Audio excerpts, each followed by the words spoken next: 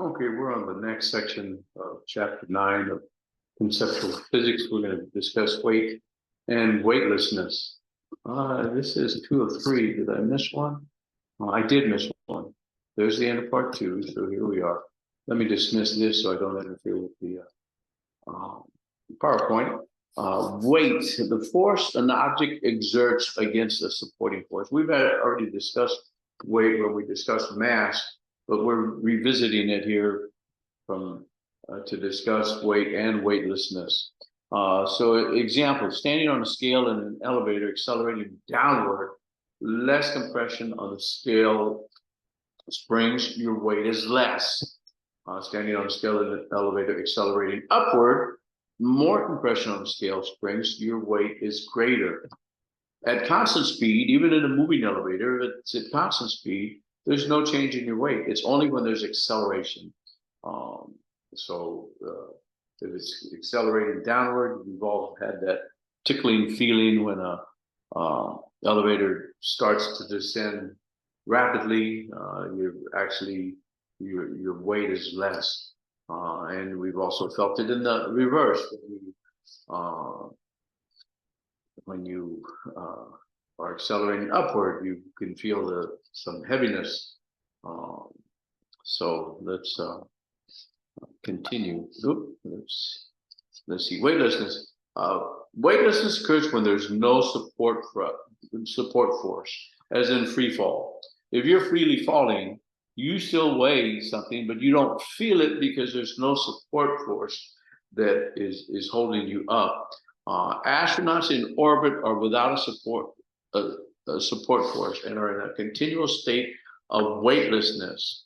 Um, and here's the elevator example. If this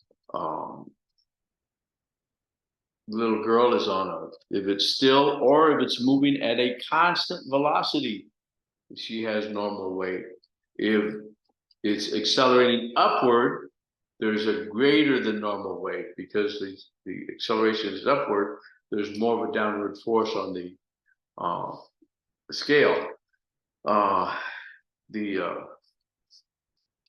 the if it's accelerating downward, then she feels less than her normal weight. And if unfortunately the cable drops, then she's suddenly weightless. And I think I have that on the next video. At the distances that the space shuttle is at, and this scale, I guess it's just could be 417. It must be in the thousands of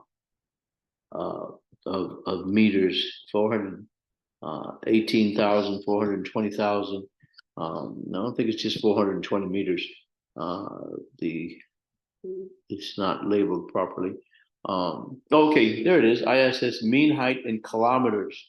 So 418 kilometers. So that's thousands. That's where the heaviness. Um, you can see that the space shuttle is always dropping. Well, what are these vertical lines? These are when the boosters fire and moves it back up at a higher altitude. So you can see it got down to 414 thousand kilometers, and it's been as high as almost 420 kilometers. So you can see that the space shuttle is always falling. Well, if it's always falling, then the astronauts inside the International Space Station are falling also, and they sense weightlessness. Even though the International Space Station experiences 94% of the same gravitational pull that we do here on the Earth, uh, because it's falling, they appear weightless. And you can see this is a pretty recent data. Must have taken it sometime about October. I don't know.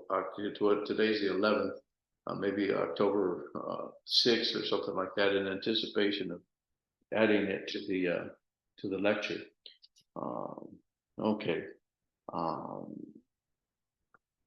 when you stand in an elevator, and it accelerates upward, compared with your rest weight, your weight reading on a scale is. Now, if it's accelerating upward, there's more force down, so you're going to feel greater. The support force pressing upward on your feet is greater, so your apparent weight exceeds your rest weight.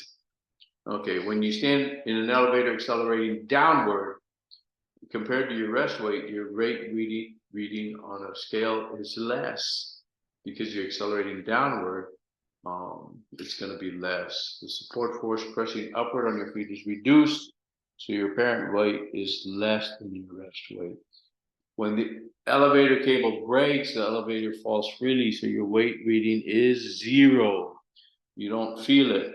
I don't think you're concerned about the 0 weight if you're falling in an elevator. Okay, although there remains a downward gravitational force acting on you, there's no support force pushing on your feet. So your apparent weight is 0. So it's the lack of support force that causes you to feel weightless.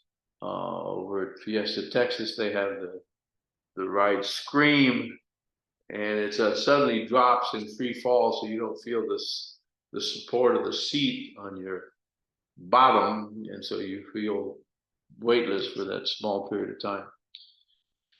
Okay, if you weigh yourself in an elevator, the scale will indicate the greatest weight when the elevator moves upward at a constant speed, moves downward at a constant speed, accelerates upward, or accelerates downward. Well, we know these first two have no bearing because at a constant speed, you won't feel any weight greater or less. It's only when you accelerate upward that you would feel your greatest weight. The support force pressing upward on your feet is the same whether the elevator is at rest or moving at constant velocity. The support force increases when you accelerate upward and decreases when you accelerate down. And that's the end of part 3. And we'll go on to part 4 in the next video.